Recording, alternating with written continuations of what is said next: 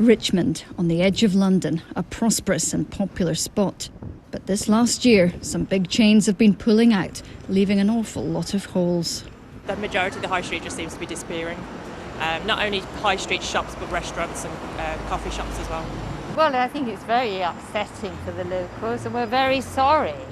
We now have the final tally for these closures across Britain over the last year. Just over 17,500 chain stores shut. That's an average rate of 48 a day.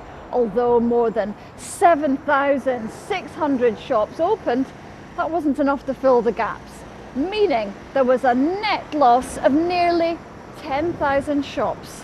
That's the worst decline in more than a decade. And the shakeout is far from over.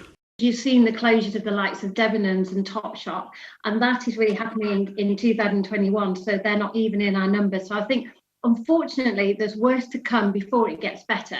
But on the positive, as we come out of COVID, it does give an opportunity for people to invest and come onto our high streets. This shop owner certainly hopes so.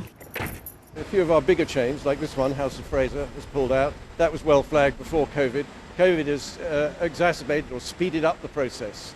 The high street is also renewing at the same time. And here we're going to see a lot of new retail units and so on. And the nature of retail will change. Getting there, though, is painful for so many of our high streets. And the full impact of the pandemic has yet to be felt. Emma Simpson, BBC News, Richmond.